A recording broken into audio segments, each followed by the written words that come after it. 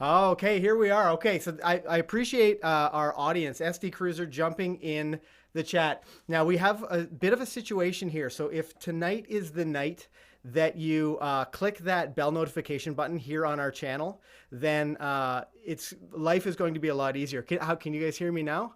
Check, check, 1, 2. I think we're good. So, we have this like complicated streaming system. I can take in 4K video. It does a great job, but the cooling failed on our live stream rig. So we're pushing the limits here. However, with that said, I do have my fire extinguisher. So like I was saying when clearly I didn't have my audio set up, if this is your first time on the channel, or if you're a subscriber, make sure you click that notification bell icon, because who knows what's going to happen tonight. No cooling. I'm running right now. We're running almost 100 degrees Celsius on the rig. It could get amazing.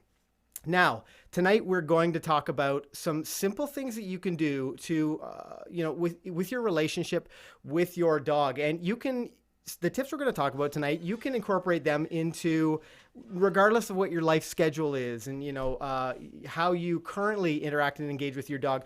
These tips are simple things that you can do to help you build that relationship. Now, I see some people jumping in on the chat and some people that were letting me know that the audio wasn't working so well. So I want to welcome Becky Parker, dropping the trains in the chat. SD Cruiser, the first one to let me know that there was no audio. I appreciate that. Melissa Salt, Eden Fraser, Life of Finn, welcome back. Nick Garber, Darlene Blundell, it's so nice to have you guys here in the chat. And I just dropped a note over to our Facebook page to let them know that we're just getting started. Kale, you see Kale just came home. She takes classes with Beeline tonight. And we set it up so that she would be able to get home normally. But sometimes she gets stopped talking to a student. It's hard when you're taking a class. You're also the person who's the director of all the agility stuff. So she's just a couple of minutes late, but I see she's here now. So I am excited to get this thing up and running. Now, as I mentioned before, tonight we're talking about leadership, being a good leader for your dog, giving them clear and consistent information and having reasonable expectations for them. Now, the old idea was that there was a pack theory. Pack theory came from a bunch of scientists who studied, a pack of wolves, but they were in containment. They were in a contained area. What scientists later learned was that wolves act differently in the wild. And what's so interesting is that when you look at our domesticated dogs nowadays, they are such distant relatives to those wolves that a lot of those things, they just don't apply. It's a completely different animal. So let's welcome to the live stream. So it's been an interesting start. Sorry, my God. Kale doesn't know this yet. So what happened? We have no cooling on a live streaming rig, so I've got to pay attention to that. I don't know what that means. It means it's not cooling. It's going to get really hot. Hopefully we don't need this, but it's here. Yeah. I started the show. How did you even find that out? I was checking stuff before the stream, but I started the show with no audio. Yeah, absolutely we're off nothing. To a great start, and maybe I should restart it. 5 minutes late. Maybe I should just scream all aboard again. What these guys couldn't hear is that I said all aboard, and the dogs got pumped. What matters is that we're here now. Yes, absolutely. So and we're not on fire yet. Luckily, yes, I'm in good company. Yes, I know. I think we're going to be good. So far, so good. But just wanted to mention, if you haven't clicked that bell notification icon, tonight is the night. Now, let's jump into this. I was just talking about how the pack theory, how it has been, completely debunked. Talking about how that pack theory integrates into your daily training. So today we are going to talk about how to be a good leader with your dog. I'm Ken Steep. I'm Cal McCann. Welcome back to McCann Dogs.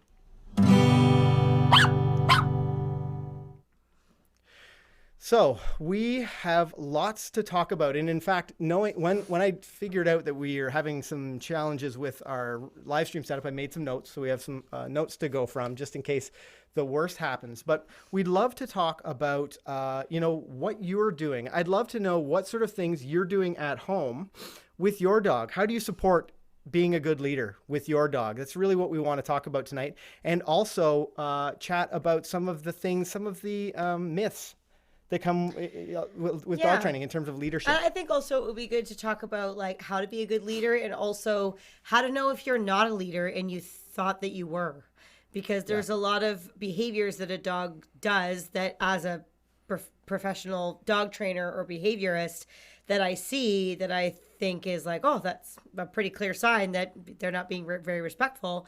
And somebody might go, oh gosh, I didn't even know that was like a thing. So those might be interesting things to touch base on as well. Totally, for sure. So I see a couple good questions coming in there. I see Greg Folds asks how to get your dog not to jump on people. And that is one sign, of some leadership issues. So Greg, we're going to talk a little bit, whether we talk about that specifically or not, we've definitely got a video on the channel that I can link for you.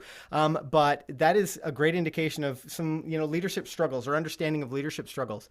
But I've got some points in there. Hi, Eden Fraser. I see a hey, Kale. I've got some points where I want to ask you if you've had these challenges, if your dog does these things. And I made just a few points here. Our office staff creates incredible documentation to give to our students. So I've stolen some of this stuff from their printouts, and they're really, really great information. And this is actually, this particular article that we're sort of speaking of is something that we include in all of our training manuals with our in-house students. Yeah. And it's also a devoted classroom talk that we do with each of our grade 1 classes at some point in the program. It's just one that we feel is really, really important for us to help people with. Yeah. And as I talk about this, answer in the chat. I see a couple of people have given great examples of how they support good leadership with their dog, for their dog. But I'm gonna mention a few things that people may not realize are indications of some leadership struggles.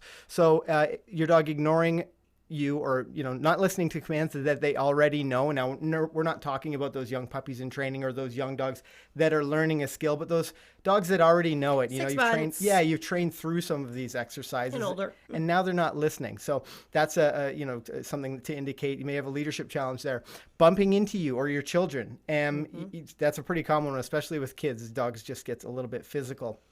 Humping. Yep, humping is a huge one. Mounting, for sure. Yep. That's a pretty clear sign. Yeah, you or other animals that you might have, bedding, stuffed animals. Yeah, for sure. Most people think it's really funny, but it's sort of a bit pushy, it's frustrating. And pushy, dominant type behavior. And you need to be clear about what your expectations are with that. Refusing to give up sleeping areas. And I like this one, and I've seen it in other dogs' behavior, but when it was mentioned on the sheet, I thought that's a good one that people might not notice. The dog's down eating and they stop eating when someone approaches. Yep. They get very still. Or chewing on a bone and stop, and they sort of look to say, sure. You're not going to take this from me, are you? Yeah. It's a pretty bold move. Yeah. Things like growling at kids.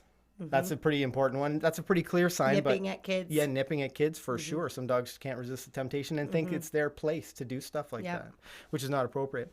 Or if they refuse to give up stuff to you. So whether it's this is especially important with things like food or toy, possessiveness or guarding, sleeping areas. Yeah, for sure. So what have we got going on? So let's jump into the chat really quickly and let's see what people are saying about things that they do to give their dog good information. So I like Daryl Reed's. Daryl says, no jumping on people. It's that black and white. Yep. And I think that's a really good one. It's really simple to train through, and it's one of the things that we talk about on our channel. And I think Greg Folds has that question as well. How do I work through that? And we can help him out a little bit. SD Cruiser jumping in with this one. He says, how do you get your dog to not burst in through the bathroom door and lay on your feet when you're trying to do your business? No, I enjoy the company. Yeah, I like how that one was phrased. That's a good one. So let's talk about some suggestions to improve. Now, if you've identified some of these challenges with your dog, let's talk about some things that you can do. Our YouTube let's just answer this one real quick because it's a little bit off topic, but it's a good one. Sure. I'm just going to grab my drink. Sure, honey. Greg Folds asks, are retractable leashes best for dogs? And should a dog walk in front of you? our recommendations would be no and no. So we do not recommend retractable leashes for training dogs. There's a couple reasons why. Number one, it gives the dog a bit too much freedom if you're in a busy place. The main reason why we don't love retractable leashes is that dogs can get away and get into other people's business really easily. But the most important thing is that when they're on a retractable leash, or they're also known as flexi lines. It's a brand. That's a specific brand. The line is always tight on their collar. Yeah, there's always some tension. Yeah, our ultimate goal when we're training our dogs is to be able to have them listen on a loose leash or maybe no leash whatsoever. And we want to have enough control and leadership over them that the dog is quite happy to stay with us, even if the leash isn't in her hands. So you're not able to address that as easily with a retractable leash. And as far as where the dog should walk, that's sort of a Cesar Millan thing. Like Cesar Millan insisted that the dog had to walk behind you, and we don't really believe that. The dog can walk at your side on a loose leash, and I allow my dogs to walk out in front of me sometimes if we're on a more casual walk. But my goal or my rule is that the leash must not go tight. Right. So if they're out ahead of me, that's okay, but there needs to be some slack in the leash. And if there's not, then I would address that. And then I might even say, okay, you know what? That freedom's gone. You're going to need to come back and walk up my side again. So It's up to you to make up the rules and to follow through, but we're not big fans of retractable leashes for that reason. Yeah, they're also illegal in a lot of places, which I discovered when we shot a video about how to haze a coyote if you run into a coyote on the trail. Oh, right. And the Humane Society, or I guess it was the Humane Society expert that we talked about retractable leashes. Anything over 6 feet was illegal in Burlington, which was interesting. Yeah. So really to drill down on the points that Kale talked about, because this is a great example of a good way to be a good leader. So the position around you when you're walking your dog isn't an important one. However, having your dog understand not to pull on the leash, that you have some expectations that they're going to put in a little bit of effort and not just walk, at whatever pace they choose. That's a great way to be a good leader. Give them really clear, and consistent expectations. I love that one. Really, the ultimate goal is that you want to have enough control over your dog that you're able to get them to learn to listen and respond to you the first time you ask them to do something, with happy compliance. Like, we don't want the dog being like, oh, you're a drill sergeant and I have to do everything you say. We train in a way, McCann Dog Trainers trains in a way that we establish strong leadership, but we try to make the dog believe that they want to do stuff for us because it's fun and it's enjoyable. So leadership to us is of the utmost importance, but there's lots of things that we can do to enhance that without having to, be this, tyrant, sharp person. Yeah, exactly. Yeah. So, it is really important, but, leadership is the most important thing in our eyes. Yeah, and I mean, it leads to everything. If you have good leadership, it's super easy to teach them to walk, to teach them to come, to teach them to stay, to not teach them to jump up, to ask them to be quiet if they're barking inappropriately. Once you're sort of in that driver's seat and the dog sort of understands that they have to listen to you, all of those behaviors, they become instantly easier to teach your dog to do and to reinforce. Yeah. So, and this is, I see a question on there that I think is important that we answer. So, just let me get this up. I just want to see what it does to the heat. So it's really important to give your dog clear, concise, and fair information. Now, there are some training methods out there that I've seen where you get a behavior that you don't like and you just ignore it. Or you stop engaging with the dog and you don't look at them.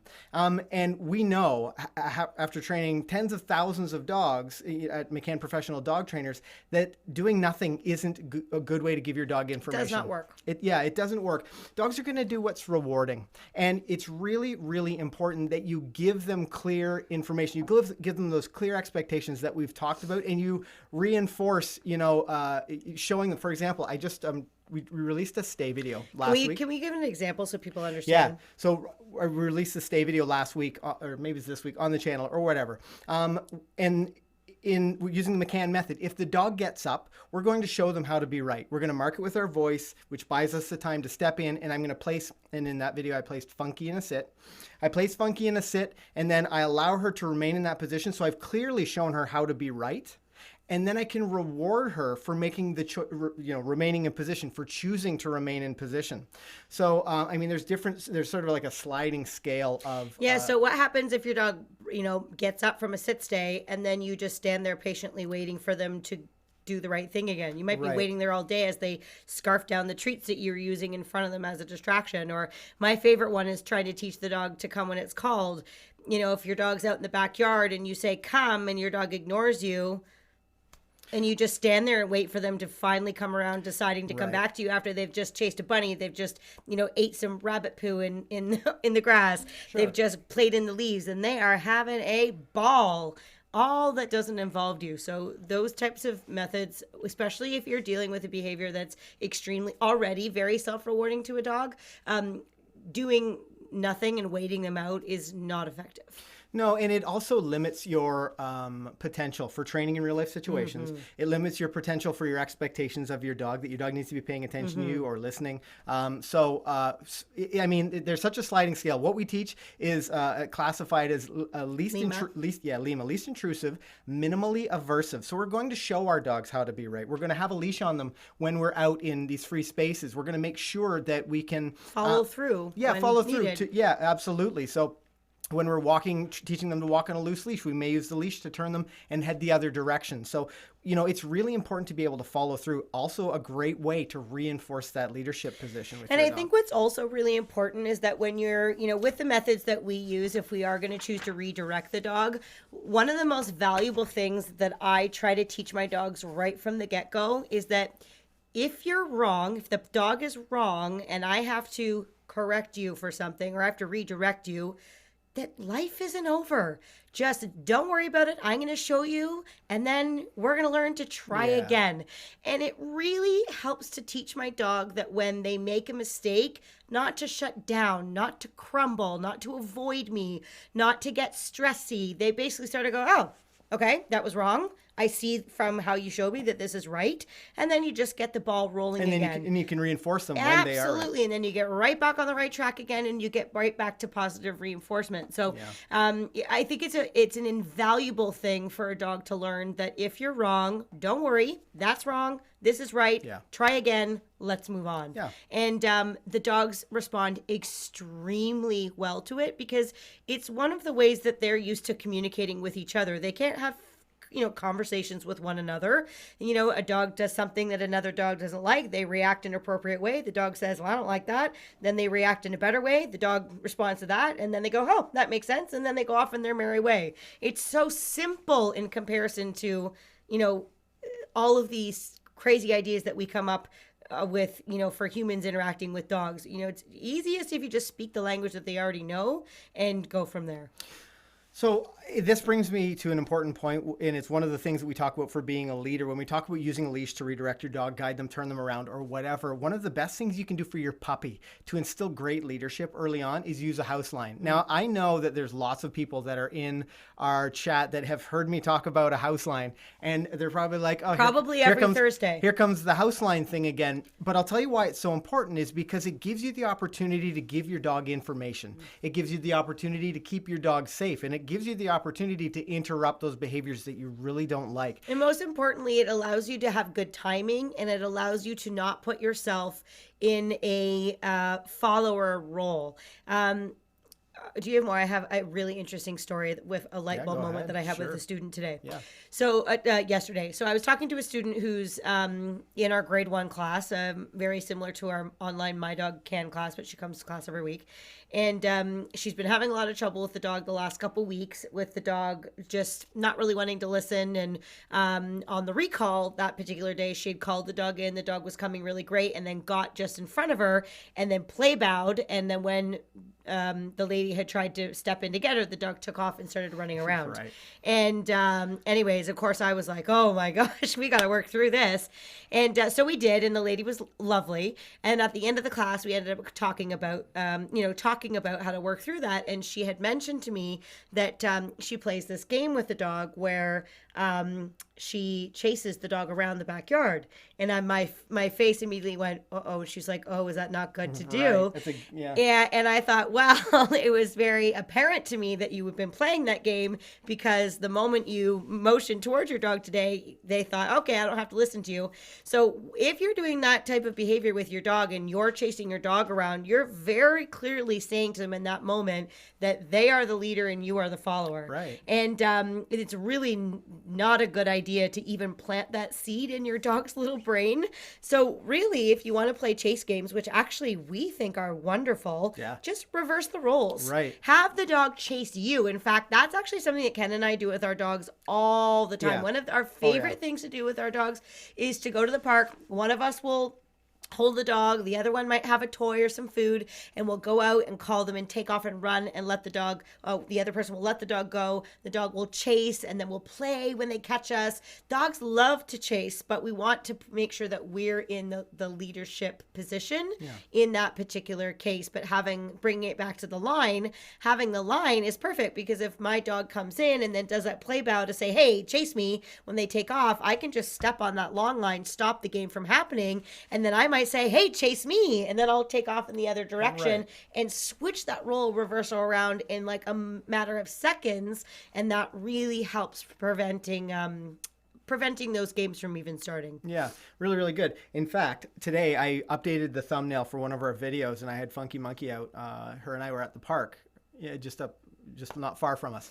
Like today, you were at the park? Today, yeah, Oh. yeah. So her and I went up there, and I know if you're new to the channel, if you're new to the live streams, drop new in the chat. I'd love to know. I think most of the people that we've been seeing in the chat lately are regulars, and we love hanging out with you guys. If you're new, you're probably thinking, you guys have really weird dog names. Yes, well, probably, yeah. Speaking of which, we need to know who gets you. Now, this is the fun part, because you guys get to choose.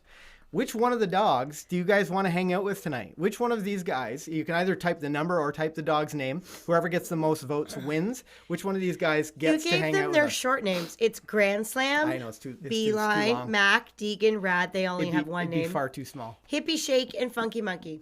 I know. So you guys get to choose. Okay, now. There's some questions that we should answer. Okay, in saying that, getting back to that Chase Me game, you guys who have been on the channel before know that Funky and I didn't, I wasn't with her when she was a puppy.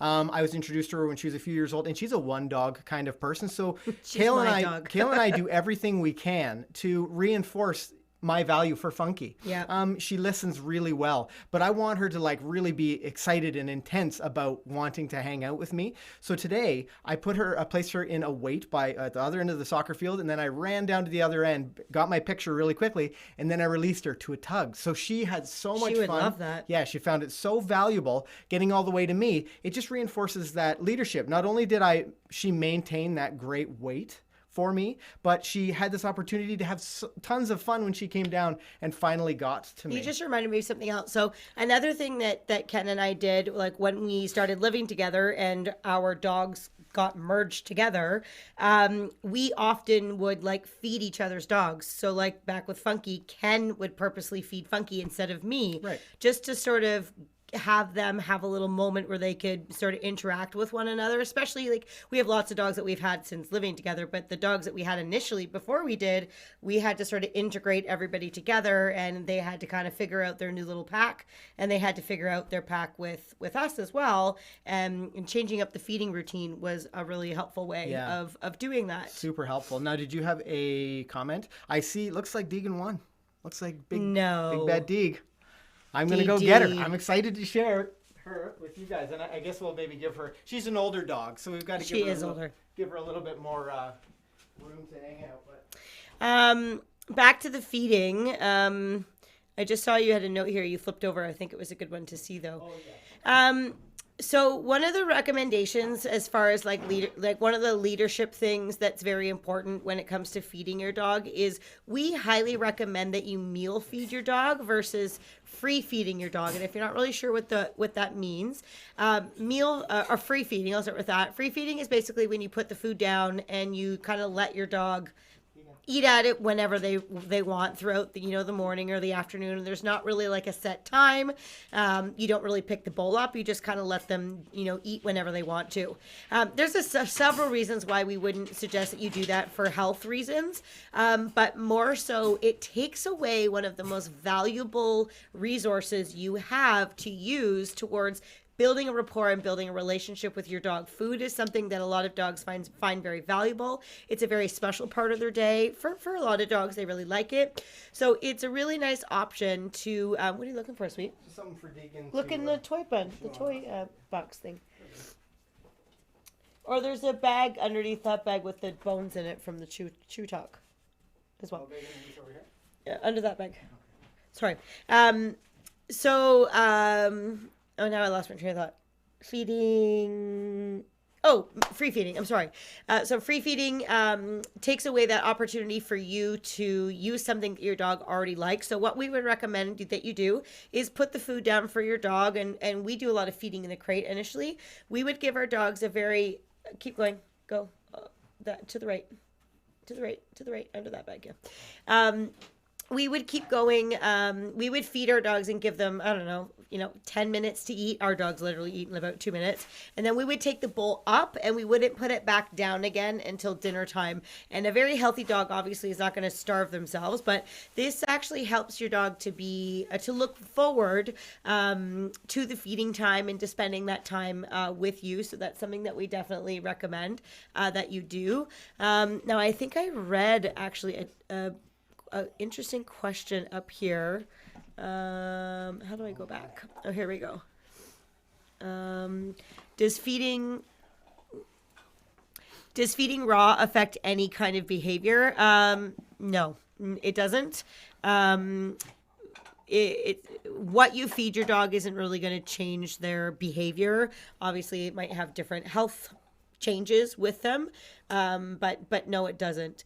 I will tell you something that I personally have fed raw and I've fed kibble before. I like both for various reasons, but one of the things that I really missed about feeding kibble when I was feeding raw is that I couldn't train with my dog's food very easily in the day.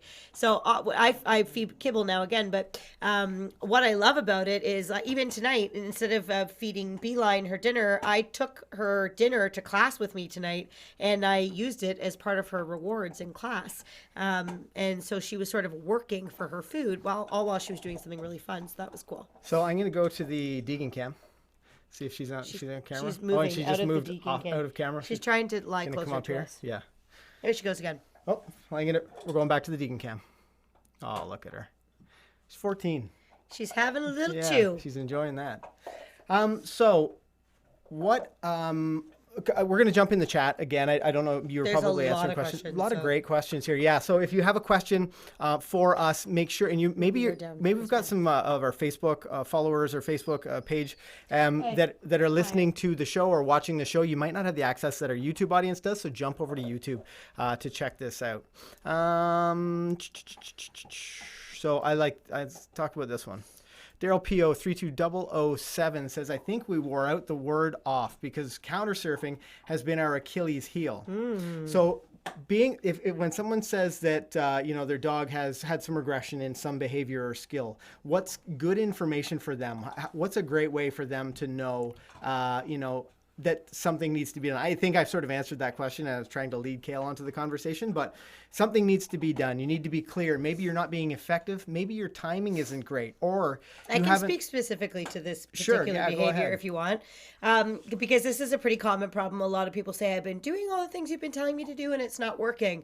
And there's usually one itty bitty detail that's being missed that makes the whole thing. So there's two things actually. If your dog is sometimes being able to get up on the counter without immediately being addressed, that's going to erase all of the great times that you did catch your dog in the act of doing it. So getting up on the counter and counter surfing, especially if they get to sniff something or eat something, or even look sometimes, that's all self-rewarding behavior. It can be very difficult to fix.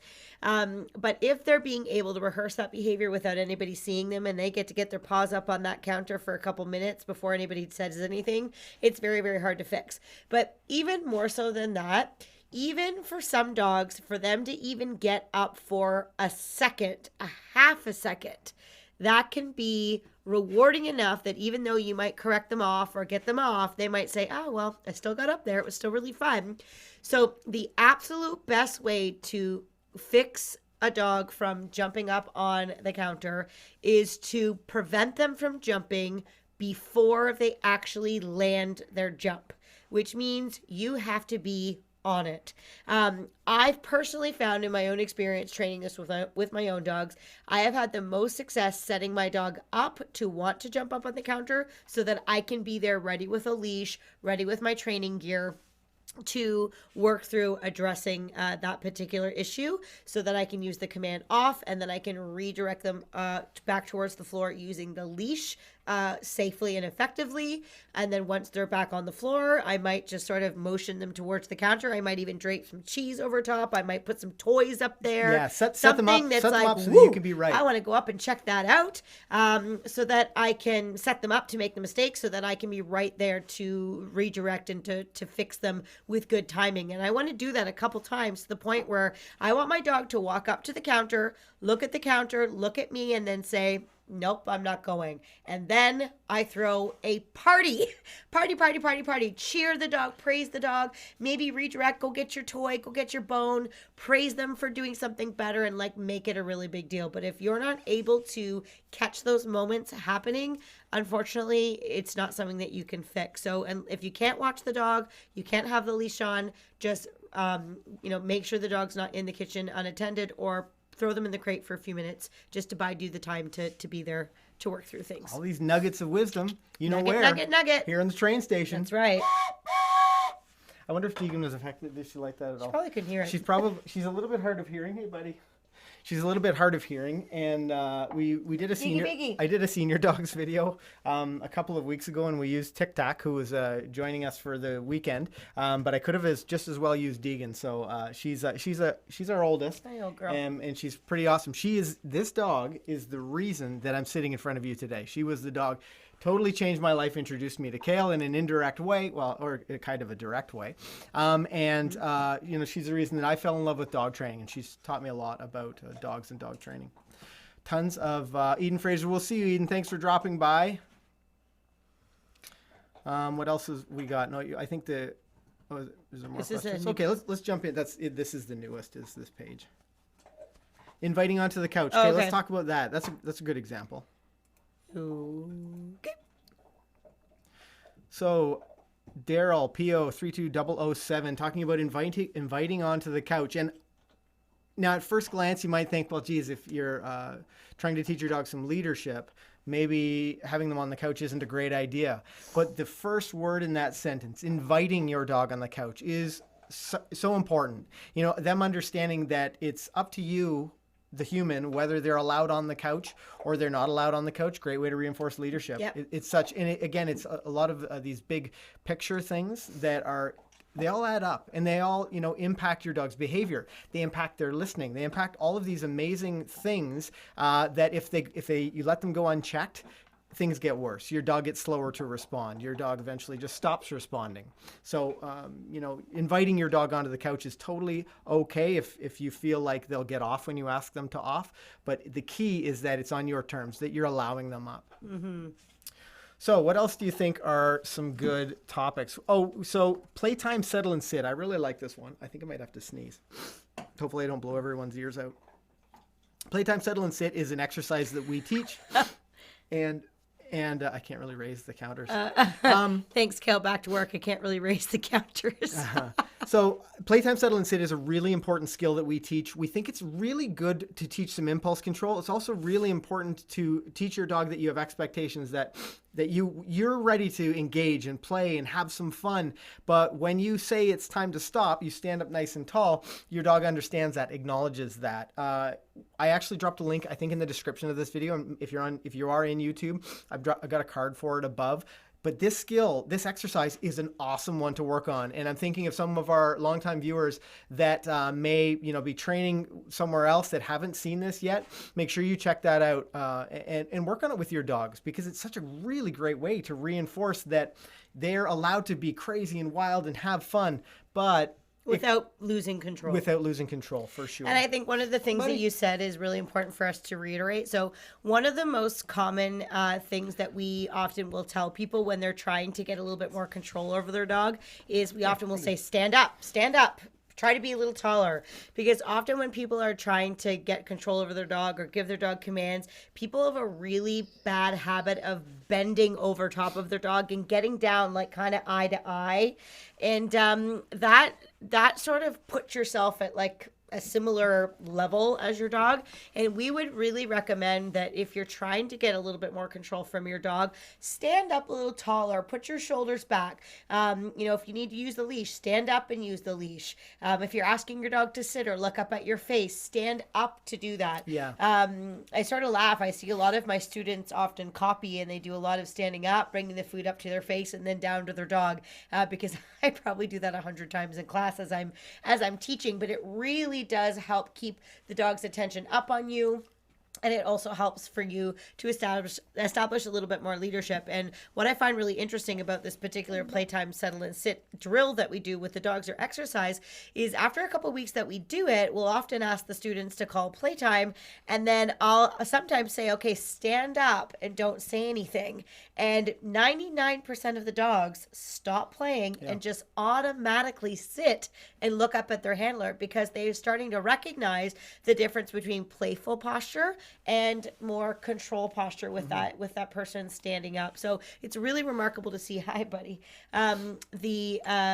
Dogs are just masters at reading body language. So if we're giving the dog clearer cues about, what we're meaning or whether we're wanting to be in charge in that moment or not, how you hold your body frame is something that can really make a big difference in that. Yeah, let's jump into the chat for a second. I like this one. Let's see, where did it go? Oh, I may have lost it already. Was there anything else you had to mention before? No, what was it referring to? So someone had mentioned that they have their own couch for their dog. Oh yeah, you just passed it. Did I? You're here. Oh, there it is. Yeah. Is that cool? Absolutely. I love the fact that your Daryl Reed, that your dog has his or her own couch. I think that's great. And it's important that you have a spot like that for your dog. Like maybe it's a big dog bed, maybe it's a blanket or a mat somewhere that's there. I hope it's not like actually a couch, because I feel like that's a little bit extreme. But maybe I feel like bed on the floor. In my mind, I'm seeing like this tiny, adorable little couch. Like maybe it's a recliner. I don't even know what sort of effort he's gone into to get this. But that's a good point though. If it's like a huge couch, and I feel like it's a little bit different if if you have like a human couch that's just for your dog. I feel like, however, if your dog has earned that opportunity, if your dog doesn't have any behavioral issues and listens is perfectly happy to get off when you ask them to, it's so important. Actually, that just brings us to the next thing. Greg Folds Greg's asked. got lots of He does. I love it. Today. Should dogs sleep on the bed with you? So that sort of goes back to what we were just saying. Some of these strict rules that we're telling you about the dogs not allowed on the furniture and dogs on leash and all these like restrictions that you put on the dog, these are not things that we think that you need to do forever.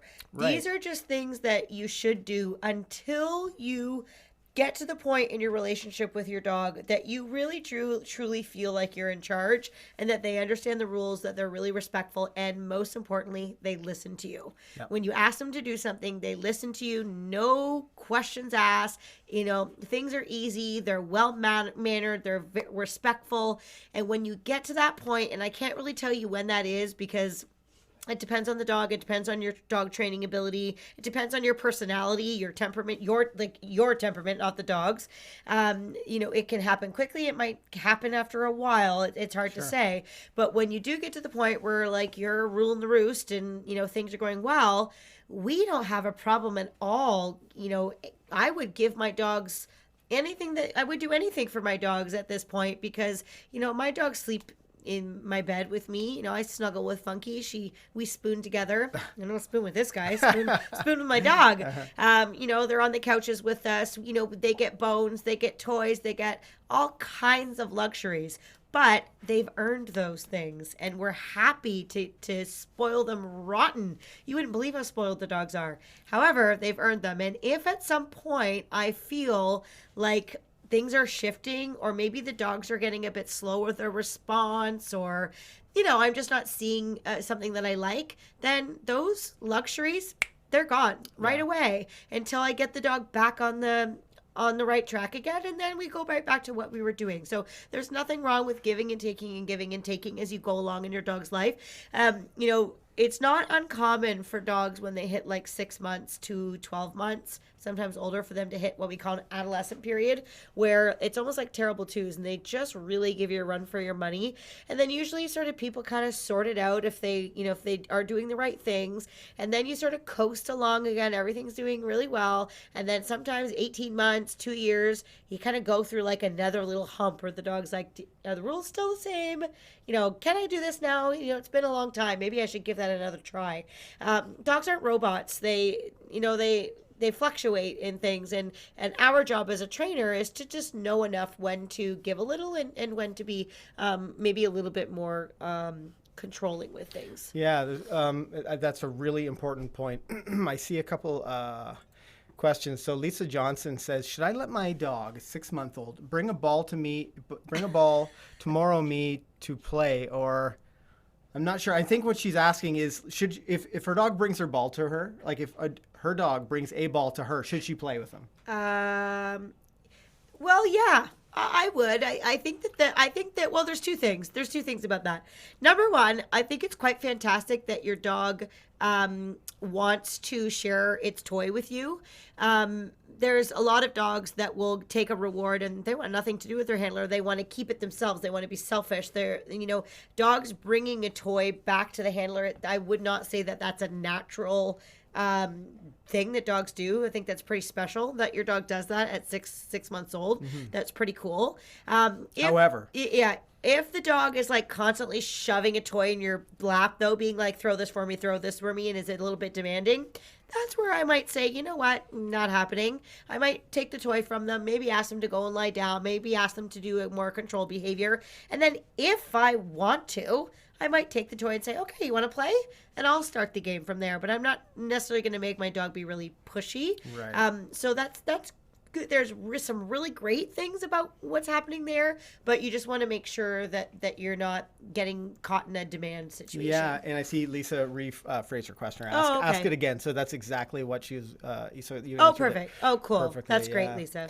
Lori Randolph said, this is very informative. Glad I found your channel. I'm glad you're able to join us, Lori. Welcome to McCann Dogs.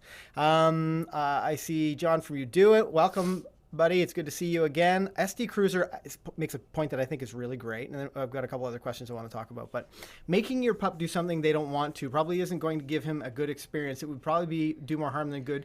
Treats and try to make them want to do it. Now, so this is an important opportunity. Yeah, this will be a good conversation. Yeah, because our focus is attitude. We really want to give our dogs clear information and to have them want to do these things.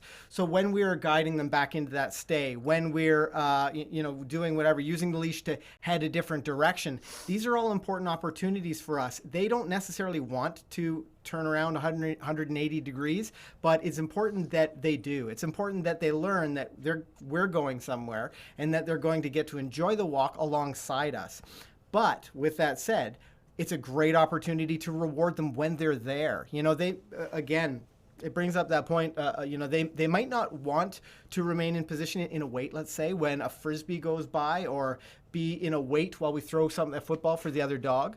But it's important that we have that opportunity so we don't have dogs crashing together. It's also a really important way to, again, talk about impulse control. The dog learns that it's super gratifying if they remain in that waiting position, because they're going to either get rewarded with food for making a good choice, or their reward is that they're going to be allowed to go fetch the football the next time. Yeah.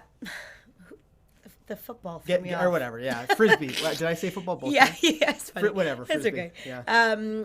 Or think of it this way: what happens if you're standing on the side of on the street with your dog on leash, and your dog, and I've had this happen to me, and your dog decides that they want to jump out and chase cars. I've had a border collie that's wanted to do that. So I'm not going to allow that to happen, because I don't want my dog to be unsafe. So in that moment, I would absolutely place my dog into a sit at my side and say, not appropriate. That's not happening. So even though they want to do it, I'm going to make them not do it. That's not okay. However, how we're complementing these things is now I have to somehow use my style of training to teach the dog that sitting beside me on a loose leash under control is more fun than chasing a car. Yeah. So how do I do that? It could be the type of rewards that I use. It could be the type of energy that I'm portraying to the dog. Which is it could a hugely important one. Yeah. It could be where I'm practicing this in relationship to the car. Maybe I'm not, 10 feet from where there's a car going by, so my dog's brain's like combusting. I might go a little bit further away. But attitude and how you're doing these things really goes a long way. I know that sometimes people hate when I'm a student in class, and the reason why they hate it is because all the dogs want to come and be with me. Right. Because I'm like verging on a little bit of obnoxious when I'm training, because I'm very loud and boisterous and energetic and very genuine in my praise for the dog. I'm genuinely happy when my dogs are doing well, and that is very much portrayed to the dog. So when they start to feel that, they start to go, oh my gosh, like this is so great. This is so fun. And then all the attention and the focus becomes on me. And it's not so much about what we're doing. It's more that it feels good while they do it. So I do think it's important to make dogs do things that they don't want to do. But I do also think that it's important in how you do it. Yeah. Because that really is the kicker. And that is something that we believe is very important. And we have a very special way that we do it in our McCann method that allows the dog to not worry about it. So this is such a great point, and I'm glad we sort of got to this point, because let's talk about the stay, for example. We're going to start so that our dog can only be successful, so that it's so easy to be right, that we can build value on them making the right choice. And once they've had tons of repetition of that, then we're going to start to make it a little bit harder. But we're not going to make these great strides. So when we talk about, the dog doesn't want to do something or doesn't want to be somewhere, we've already brought them to a point where they have a very clear understanding of what the rules are, or what gets them gratification, what gets them reward and brings value. So they already know when the progressions in our 9-week grade 1 program. Oh, I'm getting arm licks here. Oh, you can't see. She's just behind the camera, or just behind the thing. But those dogs, that's older one. Okay. The dogs have a clear understanding and a very progressional experience, so that they have a positive outlook on the exercise in itself. We've also shown them exactly how we're going to replace that sit. We're going to encourage the turn, a snappy turn on a come command. What drives me crazy sometimes is when I see some trainers try to use methods where the dog's really distracted out in a backyard. I saw this on YouTube the other day. Dog's really distracted out in the backyard, and they're trying to get the dog to respond to name. And the dog was busy sniffing the ground and doing stuff that dogs do. I mean, we get that. But the trainer turned to the camera and said, well, we're just going to have to wait. We're going to have to wait till he's ready. And I mean, it's just not reasonable. I mean, that will probably work for some dogs. I don't have the patience for that. Well, it's not about patience. It's about being a leader. It's about giving the dog good information, and having mixed expectations that this time he's going to respond or whatever. That's the only way to be. That's the best way to be a great leader for your dog. So, being able to reinforce with that line, getting them to turn, getting their attention. If we're in Best Buy, Kayla and I, and, I'm wandering around and my eyes are glazed over, and she's like, Ken, and I'm still looking at all this stuff. I'm looking at a new cooling system for our live streaming rig, and she just repeats Ken over and over again. It's not nearly as effective as if she were to say, hey, Ken. And I turn and I look at her. And then I whipped out an ice cream cone. And then, right, she rewards me with ice cream. And he would just follow me around everywhere. Yeah, absolutely. It's the truth. But that's what sort of big picture, and I know lots of you guys have been on the channel a while, so I love that we can have these deeper conversations. Big picture, that's the kind of information you want to be giving to your dog. I think this is great. Yeah. So Dan and Ellen Luton, one of our channel moderators, says we made our puppy do something they didn't want to, and broke a lot of control issues. Yeah, absolutely. If you follow through with things, sometimes working through it a down or something like that, all of a sudden your recall gets better or your attention gets better, and it's not because your recall is getting better. It's because your dog's starting to say, I like to please you. I like to do things for you because you're in charge, and dogs seek that. They really do. They don't really need to be the one that's calling the shots. They really like when someone else does that for them. And when they sort of figure out, you know what I should talk about is Batman. This is the perfect opportunity for me. So Daryl PO32007 says, we'll have to watch the rest later. Got to go practice in practice. Hey, Ken, give us a toot. Thanks for joining us here on the train station. Okay, let's jump into, is there any other big questions on there? We'll have to go up probably to newer. I think we've touched. Becky Parker talks about chasing cars. Yeah, that's something that some people really struggle with, especially with like your herding breeds who love, seeing that kind of motion. Someone asked a question about their dog barking beside them so that they would pay them attention, so that they would play with them or whatever. It's really important that that we have a couple videos on the channel talking about dealing with barking. And the best thing you can do is redirect your dog, take them to some other place, or reinforce that no barking thing. Give them a job, get them to go lie down quietly on their bed, or get them to go hang out somewhere, do something.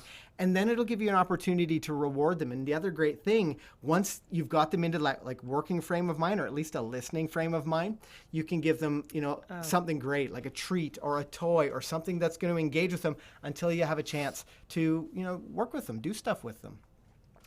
ST Cruiser just wrote something which I think is important to reiterate.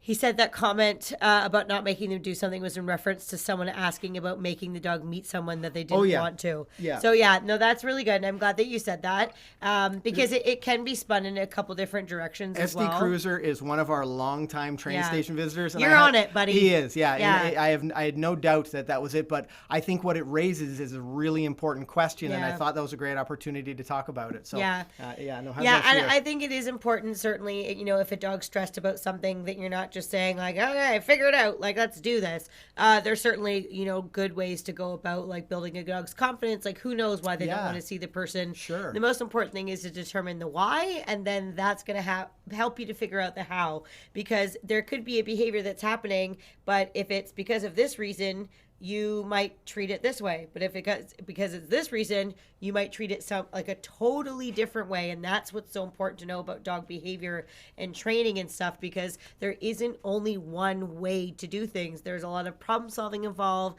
There's a lot of giving and taking depending on the dog, depending on the person. That's why it's really helpful to be involved with professional dog trainers like us who can help give you the advice that you need for your specific dog. Yeah, I think that brings up an important point.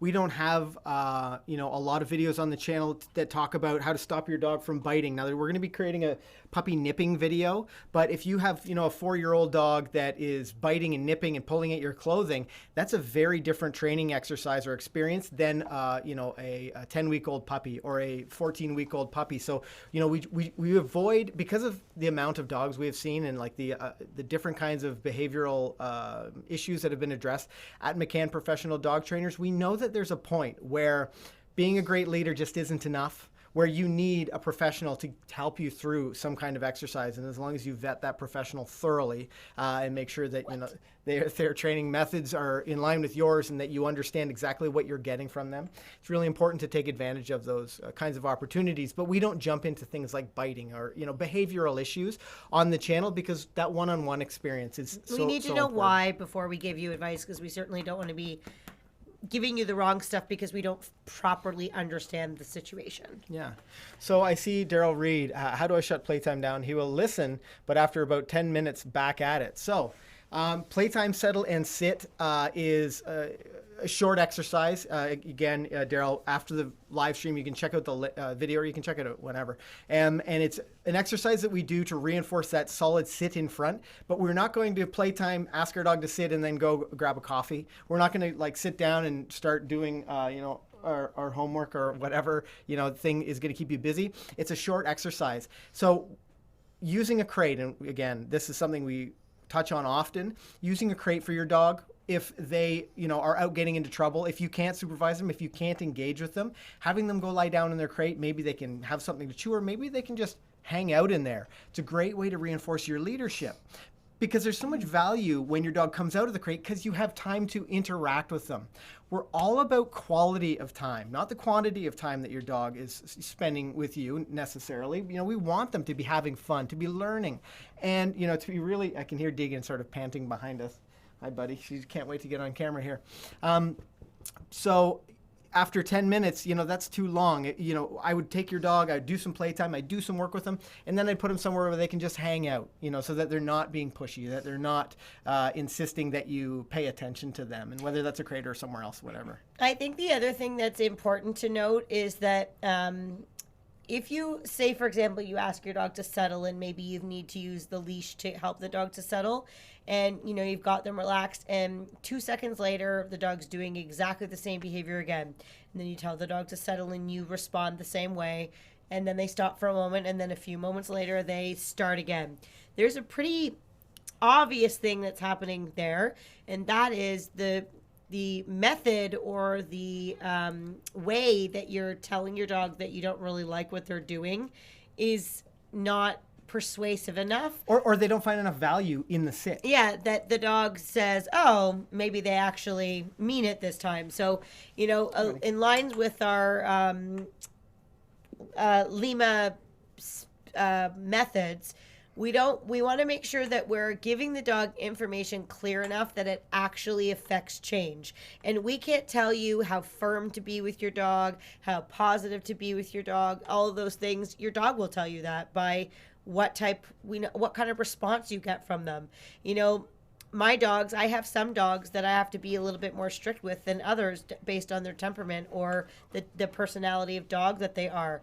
I have other dogs that they respond really, really well to praise or to food or to toys or whatever. They're all a little bit different. So it's important to learn that about your dog and then figure out what's working and what's not. And if you're giving your dog reinforcement, whether it's positive or negative, whatever it happens to be, and you're not seeing change, then you need to change, because you don't want to keep doing the same thing over and over and over again without the dog actually getting the message. Yeah, and you need to make sure that you're not giving the dog as many opportunities to be wrong. Yeah. So, for example, playtime, settle, and sit might be 10 seconds of play, followed by 40 seconds of being rewarded or praised or whatever for being calm. So it's there's a balance there. And when Kale talks about that whatever affects change, she's not talking about being a tyrant. She's not talking about getting angry and screaming and yelling and jerking the dog all over the place.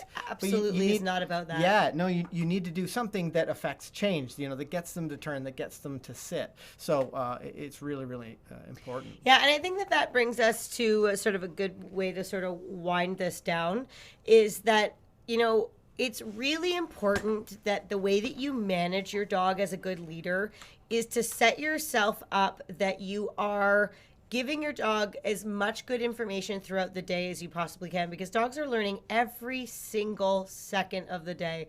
And if you're not giving them the information that they need, they don't just turn their brains off and wait till you're ready to train them for them to learn stuff. They are just learning all of the time. Right. So it's really important that you learn how to manage your dog well, so that you're spending most of your day telling your dog, that was a great choice, or, yes, this, rewarding that, whether you're using the leash, using the crate, using barricades in your house to control the dog a bit more, being more aware of your dog's good choices and positively reinforcing them. But if you're not really, Ken said quality over quantity a little while ago, but if you're giving your dogs too much opportunity to make bad choices, barking when they're not supposed to, jumping on people all the time, eating your stuff, if those situations are just too easy for them to do, they're going to get into mischief, and then you're going to have to address those, in a more disciplinary way. Right. And I'm not saying that should never happen, because dogs need to learn through making mistakes and getting consequences for that. However, that needs to be a small portion of your information. The bigger portion should be setting your dog up for success. And that's really what we do with our own dogs. We manage them so well that some of the problems that people come to us and say, oh, my dog's done this, my dogs have done that. Maybe my first couple dogs did that, but a lot of those problems, they don't even come up with our dogs anymore, because we have learned to manage them so well that they have, you know, 1 or 2 accidents maybe in the house, and then we manage it, and then it's gone.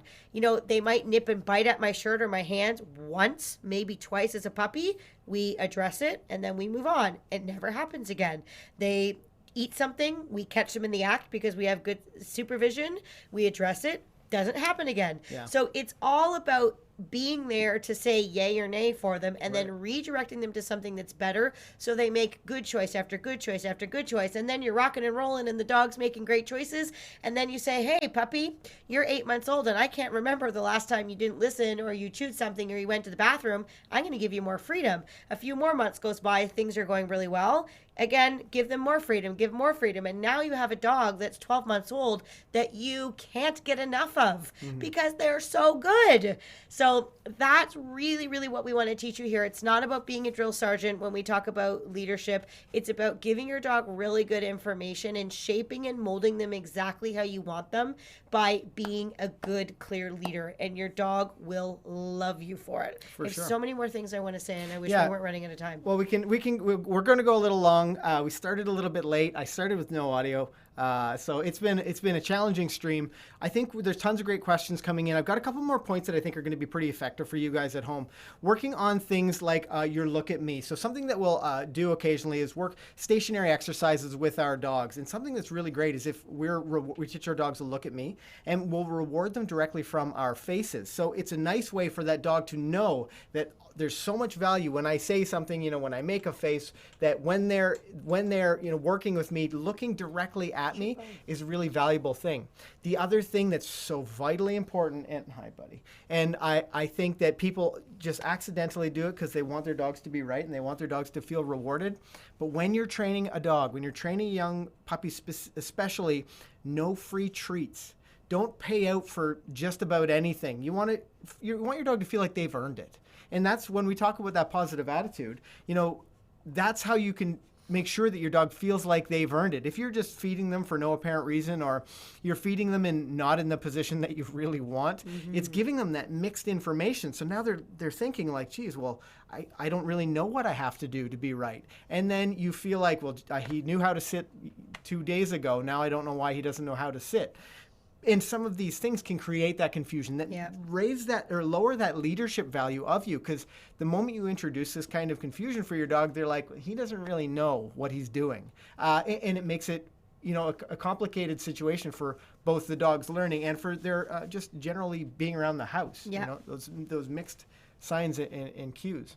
One of the things that I wanted to say is I think one of the biggest misconceptions in dogs and people is that we have some people that are worried about, you know, showing strong leadership or being a little bit more in charge because they might worry that their dog's not going to like them, or, you know, being a little bit firmer. They don't want to hurt their dog. They don't want to upset their dog's feelings. And what people need to remember that dogs are not humans. They don't think like us. They don't communicate like us. They don't act like us. They are not people. They are dogs. And it can sometimes be hard to understand that, especially if you haven't really been around dogs very long. I've had a really, you know, good life in the fact that I've been raised around very savvy dog people. Both of my parents are dog trainers. They started McCann dog trainers, so I learned about dog behavior and pack mentality and all that stuff, you know, when I was a little kid. And I think one of the biggest lessons I ever learned about how the whole thing works is we bred several litters of puppies when I was a kid, and watching the mother dog interact with the puppies and how she had good discipline with them, how she had good reinforcement with them, like the behaviors that she did to sort of mold and shape her puppies to be well behaved. It was such an amazing learning experience to watch that. So I think that's really important. Dogs seek leadership. They love leadership. Yeah. And I cannot tell you how many times I've seen people like rearrange their interaction with the dog to sort of be a little bit more in charge, to show more leadership, and their relationship took a 180-degree turn for the better, and they just had just did so much better because the dog was like, oh gosh, I need to pay attention to you. You're pretty cool. Yeah. You're giving me great information here. And it really, really changes the dog for the better, not for the worse. And I really think it's important that people know that. So this is my case exactly. You've heard me, if you've been on the channel before, you heard me talk about Deegan. I came to McCann Professional Dog Trainers when she was 2, something like that, and she was just a disaster. I mean, she was just into everything. I was giving her the worst information, and she was allowed to do whatever she wanted. Yeah, she really was, because I wasn't a good leader for her. I'd had dogs in the past, but they weren't house dogs, and I just didn't know how to engage and interact and sort of communicate the fact that there were some rules. Now, fast forward to a couple years later, and we're doing like shows in front of hundreds of people. We're doing agility stuff after like some agility training, and just avid dog training, but really understanding what it takes to communicate clearly with your dog and to be a good leader. I was a student for a long time, and that's one thing that is very, very clear to me, especially after being a dog trainer for so long, is that some people come in, some students come in, and they're great leaders for their dogs. They're really clear. They're natural leaders. They give their dogs clear information. They just need to understand the mechanics a little bit better. But another thing that they probably do, and this is the number 10 on our list of things to make yourself a good leader for your dog. And I'm jumping back to SD Cruiser again. He says, since I've owned my dog, there's not been a single time that I've left the house with them without a treat pouch, almost a year now. Always so many training things to reward for and build good experience. And that's one thing we want to talk about. I mean, you don't have to be carrying treats along with you, but never miss an opportunity to reward a good decision. Yeah. Whether it's with food, by engaging your dog with play, whatever's the most appropriate for your dog, never miss those opportunities to acknowledge that they, walked nicely at your side with lots of distractions. Zeke's having a snooze. With lots of distractions around. Or if maybe your dog, wants to, pull on the leash to go to see another dog, but this time they didn't. This time they stayed with you because you used good timing and you did all these things. Make sure you never miss these opportunities to reinforce great choices that your dog's making. It's a great way to be a good leader for your dog. You've got to go back to page 1 there. Oh, this is the most recent? Yeah, up at the top. Oh, okay, sorry. Great. Okay, so this has been... Becky Parker says, this is good. I have to tell people the same thing about horses. They're not going to dislike you for being firm and in charge. Yeah. There's a lot of similarities between horses and dogs, I've learned. It's about clarity. Someone else said something about kids. I think Dan might have. Same thing with kids. Yep, that's absolutely true. Yeah, totally. Great. Okay. So I think your brains might be over full at this point. If you've been here for the whole stream, you're probably like, wow, there's a million things that I need to keep in mind.